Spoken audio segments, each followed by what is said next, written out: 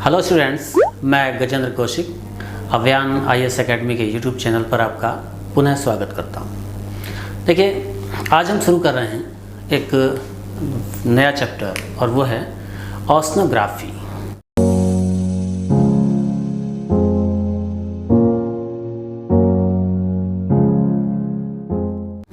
यहाँ कुछ चीज़ें समझेंगे आप। एक शब्द होता है ओशनोग्राफी, एक होता है ओशनोलॉजी, एक है हाइड्रोस्फीयर और एक है हाइड्रोलॉजी। इन सबको हमें जानना जरूरी है। क्या है ये? देखिए, ओशनोग्राफी जो है, ग्राफी शब्द जहाँ लग रहा है इसका मतलब होता है चित्रण, हिंदी में चित्रण या मैपिंग। तो ओशंस की साधारण मैपिंग अगर हम करके दिखाते हैं तो उसे कहते हैं ओशनोग्राफी। एक है ओशनोलॉजी, यानी कि महासागरों के बारे में जब वैज्ञानिक दृष्टिकोण रखते हुए अध्ययन किया जाता है तो उसे ओशनोलॉजी कहते हैं। तीसरा है हाइड्रोस्फीयर, ये बहुत बड़ी टर्म है। हाइड्रोस्फीयर अगर हम शब्द यूज करते हैं तो इसका मतलब होता है पृथ्वी में, पृथ्वी पर। ध्यान देंगे, पृथ्वी में, पृथ्वी पर किसी भी फॉर्म में जल का होना, यानी कि लिक्विड फॉर्म में हो या सॉलिड फॉर्म में हो या गैसियस फॉर्म में हो। आप सभी जानते हैं, लिक्विड फॉर्म में है तो पानी है, सॉलिड फॉर्म में है तो आइस के रूप में है, और अगर गैसियस रूप में है तो वो जलवाष्प है। तो इस सब को मिलाकर के पृथ्वी पर जितना भी जल पाया जाएगा वो सभी का अध्ययन जब या उसे हम बता रहे होंगे तो आएगा हाइड्रोस्फीयर में। और एक है हाइड्रोलॉजी, यानी कि इस ही जल की बात कर रहे हैं जो किसी भी फॉर्म में हो, पृथ्वी में हो, पृथ्वी पर हो, का वैज्ञानिक दृष्टिकोण से अध्ययन करना। तो ये हम नहीं पढ़ रहे हैं, हम सीधा सीधा इन दो को पढ़ेंगे। तो आज हम ओशनोग्राफी, ओशनोलॉजी, इन दोनों को देख रहे हैं। इसके लिए हमें देखने होंगे महासागर। महासागरों में हमें बताना होगा कि महासागर में अंदर जाते हुए, यानी कि महासागर की तली पर क्या क्या मिलता है। देखिए, ये है सी लेवल, ये सागर तल है और ये इसकी तली है। तो हमें इस सागर तल से, ये सी लेवल से नीचे इसकी तली तक में जो भी कुछ है उसका अध्ययन करना है। तो पहले आप समझ लेंगे मेरे साथ, ये लैंड है और ये पूरे में एक लेवल का वाटर भरा हुआ है। पहला है ये कॉन्टिनेंटल शेल्फ, इसे हिंदी में कहते हैं महाद्वीपीय मग्न तट। इसका स्लोप कम होगा, इसका ढाल कम होगा। कितना होगा? 1 डिग्री से 3 डिग्री के बीच में होगा। ध्यान रखेंगे कि हम लैंड से जब पानी में जा रहे हैं, ढाल कम है तो अभी महाद्वीपीय मग्न तट पर हैं, या ये भाग जब तक कॉन्टिनेंट शब्द यूज होगा तब तक ये कॉन्टिनेंटल भाग है। तो ये महाद्वीपीय मग्न तट, ढाल 1 डिग्री से 3 डिग्री के बीच रहना चाहिए। सी फूड्स, ज़्यादातर जो समुद्री खाद्य पदार्थ हैं हम यहीं के आसपास से सब ले रहे होते हैं। इसके बाद अचानक देख रहे हैं आप डायग्राम में ढाल बढ़ जाता है, ज़्यादा हो जाता है। कितना हो जाता है? 3 डिग्री से 5 डिग्री के बीच में हो जाता है। तो इसे कहते हैं कॉन्टिनेंटल स्लोप या महाद्वीपीय ढाल। इसके बाद फिर से ढाल थोड़ा सा कम हो जाता है, थोड़ा सा क्या, काफ़ी कम हो जाता है, 0.5 डिग्री से 1 डिग्री के बीच। तो इसे कहते हैं कॉन्टिनेंटल राइज, महाद्वीपीय उभार, महाद्वीपीय उभार मैंने लिख दिया है। इसके बाद हम पहुंच गए हैं कहाँ? महासागर की तली पर। महासागर की तली को क्या बोलेंगे? अबाइसल प्लेन्स या डीप सी प्लेन। हिंदी में कहेंगे डीप सी प्लेन, यानी कि गहराई वाला भाग। अब डीप सी प्लेन्स पर भी और भी रचनाएं मिलेंगी, जैसे ये एक दिखा रहे हैं हम, ये एक चबूतरा जैसा बना है। बड़ा धीरे धीरे समझा रहा हूँ इसीलिए कि आप लोग उसे अच्छे से समझें। तो ये चबूतरा जैसा जो बना है इसे कहते हैं गुयाट। गुयाट को भी इंग्लिश में, हिंदी में गुयाट ही लिखते हैं, या आप अपनी सुविधा के लिए इसे समुद्री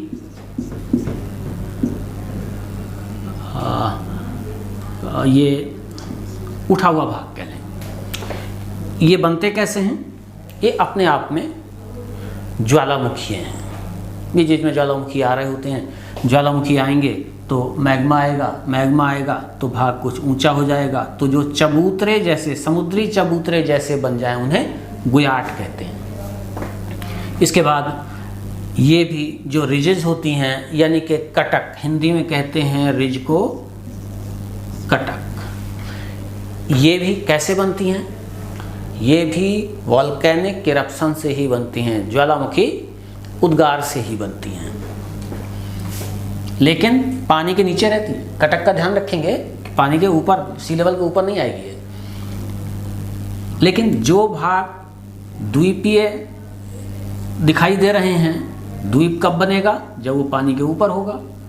तो ये अंदर जो द्वीप बनना है, ये भी कैसे बनेंगे? ये भी ज्वालामुखी हैं, यानी कि बार बार ज्वालामुखी आएंगे तो ज्वालामुखी से निकला हुआ मैग्मा इकट्ठा होगा, यानी कि जमा होता जाएगा, जमा होगा, ऊपर तक आएगा। यहाँ फिर से थोड़ा सा पीछे जाऊँगा। महासागरीय भाग में वॉल्केनिक इरप्शन, आप ध्यान रखेंगे, ऐसे क्वेश्चन बन रहे होते हैं एग्जाम में। महासागरीय भाग में वॉल्केनिक इरप्शन यानी कि ज्वालामुखीय उद्गार कैसे प्लेट किनारों पर होगा? तो मैं पिछले लेक्चर्स में बताया हूँ कैसे पर होगा। या तो कंस्ट्रक्टिव मार्जिन्स होंगे, यानी कि रचनात्मक किनारे होंगे। रचनात्मक किनारे कौन से होंगे? जब दो प्लेट्स एक दूसरे के दूर जा रही हों तो बीच में जगह खुलेगी, मैग्मा ऊपर आएगा तो कटक बनेंगे। कटक का ही भाग अगर ऊपर तक आ जाए तब भी कोई ये वॉल्केनिक आइलैंड बन सकता है। लेकिन इससे भी ज़्यादा जो प्रभावी है वो है ये जब प्लेट्स एक दूसरे की ओर आ रही होंगी। तो ये कैसे किनारे होंगे? डिस्ट्रक्टिव मार्जिन्स या विनाशात्मक किनारे। तो विनाशात्मक किनारों में भी एक मैंने तीसरा टाइप बताया था उसमें, और वो था कि जब दोनों प्लेटें महासागरीय हों। तो दो प्लेटें महासागरीय हैं, छोटी प्लेटें होंगी, बड़ी नहीं होंगी, और प्रशांत महासागर में खूब मिलते हैं ये, क्योंकि जो छोटे टुकड़े होंगे वो आपस में जब टकराएंगे, एक नीचे जाएगा, मेल्ट होगा, मैग्मा आएगा तो वो डिपॉजिट होते होते अगर ज़्यादा दिन तक प्रोसेस चलता रहे तो ये सागर तल के ऊपर आ जाएगा। तो ज्वालामुखी उद्गार के कारण इस द्वीप की उत्पत्ति हुई है, इसलिए ऐसे द्वीप को ज्वालामुखीय द्वीप कहते हैं। इसके बाद हम आगे बढ़ते हैं। ये देख रहे हैं ट्रेंचेस। यहाँ दो चीज़ें हैं, ट्रेंच और एक होता है डीप्स।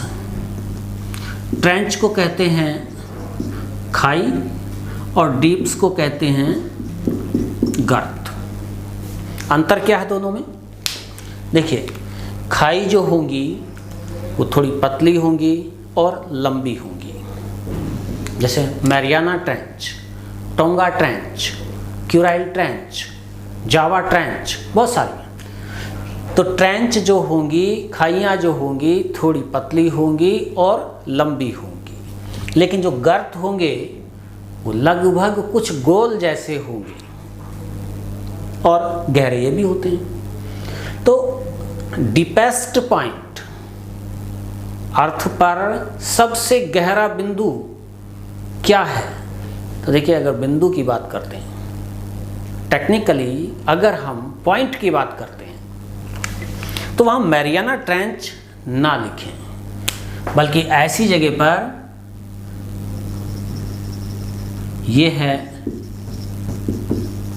चैलेंजर डीप, यानी कि इसी ट्रेंच में, मैरियाना ट्रेंच में भी जो गड्ढा है, गर्त है, उसका नाम है चैलेंजर। तो सबसे गहरा बिंदु चैलेंजर डीप।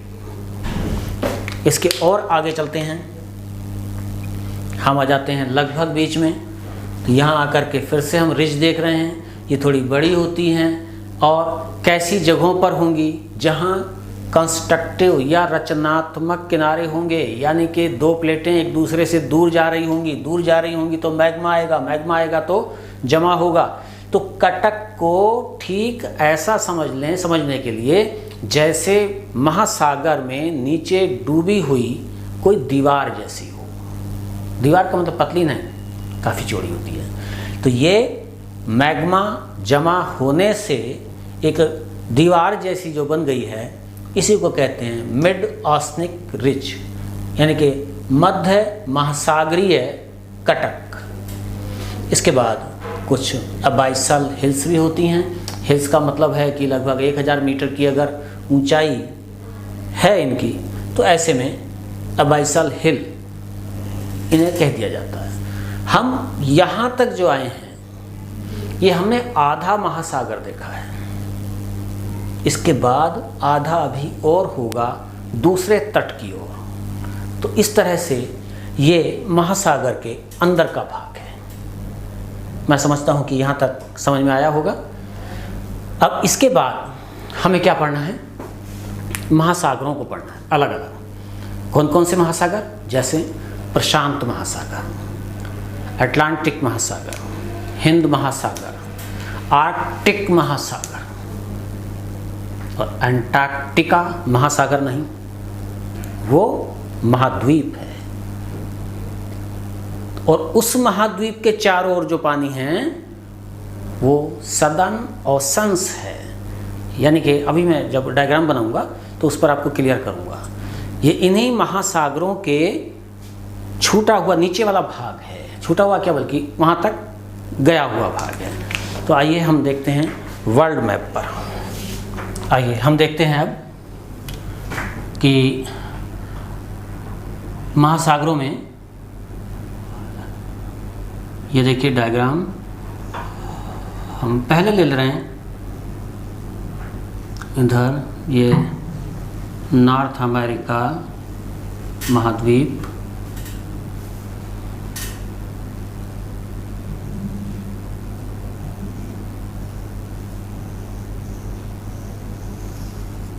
ये रफली डायग्राम है, थोड़ा सा इससे समझेंगे। ये है साउथ अमेरिका।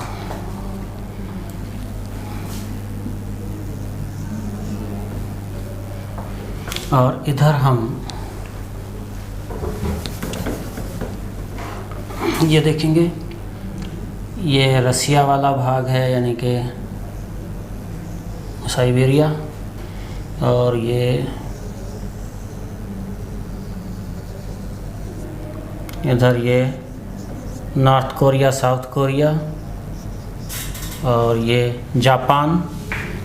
और इधर ये है ऑस्ट्रेलिया। ये हम शो कर रहे हैं ऑस्ट्रेलिया।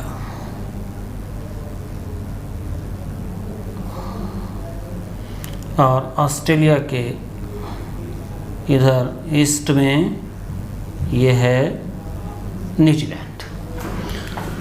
तो ये है पैसिफिक ओशन, यानी कि प्रशांत महासागर। तो इधर ये पहचान रहे होंगे आप, नॉर्थ अमेरिका, साउथ अमेरिका, इधर ये यूरेशियन भाग है और ये ऑस्ट्रेलिया। तो ये प्रशांत महासागर दुनिया का सबसे बड़ा महासागर। थोड़ा थोड़ा इनके बारे में जानते रहें। और ये हमारी पूरी अर्थ सरफेस का 1/3 1/3 पार्ट घेरे हुए है। पूरे ग्लोब को अगर हम देखते हैं तो 1/3 भाग इसी के पास है। और अकेला महासागर है, ये अकेला महासागर है, ध्यान रखिएगा, जिसके पास अपनी अलग से ओशनिक प्लेट है, यानी कि महासागरीय प्लेट है। और महासागरों के पास अपनी महासागरीय प्लेट नहीं है, बल्कि और प्लेटों पर पानी भरा है, ऐसा समझ लें सिंपली। खास बात, इसका जो आकार है वो लगभग ट्रायंगुलर शेप्ड है, याद रखेंगे, त्रिभुज के आकार का है। और प्रशांत महासागर का आकार घट रहा है, जबकि अन्य महासागरों के आकार बढ़ रहे हैं। क्यों घट रहा है? देखिए, ये नॉर्थ अमेरिकन प्लेट मैं पढ़ा चुका हूँ पिछले लेक्चर्स में। ये दोनों अमेरिकन प्लेट जिधर मैंने एरो लगाए हैं, यानी कि पश्चिम की तरफ चल रही हैं। ये यूरेशियन प्लेट कुछ साउथ ईस्टवर्ड, दक्षिण पूर्व की तरफ चल रही, जैसे मैंने एरो लगाया है। ये ऑस्ट्रेलियन भाग, ये लगभग नॉर्थ ईस्टवर्ड शिफ्ट हो रहा है। इधर से ये महाद्वीपीय भाग आ रहे हैं, इधर से ये महाद्वीप, इधर से ये महाद्वीप, चारों तरफ से इस प्लेट पर महाद्वीप एक दूसरे की तरफ आ रहे हैं। इसलिए प्रशांत महासागर का आकार घट रहा है। तो बात मन में ये आ रही होगी, तो क्या प्रशांत महासागर की प्लेट ही दबेगी? कॉन्टिनेंट्स भी तो दब सकते थे, वो कम हो सकते थे? नहीं, कॉन्टिनेंट्स नहीं दबेंगे। क्यों?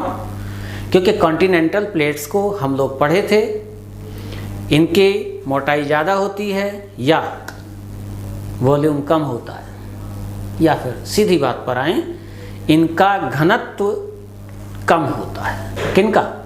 महाद्वीपीय प्लेटों का घनत्व कम होता है और महासागरीय प्लेटों का घनत्व ज़्यादा होता है। तो जब महाद्वीपीय महासागरीय प्लेट आपस में टकराती हैं, तो मैंने बताया था उस प्लेट को नीचे जाना होगा जिसका घनत्व ज़्यादा होगा। घनत्व ज़्यादा किसका है? महासागरीय प्लेट का।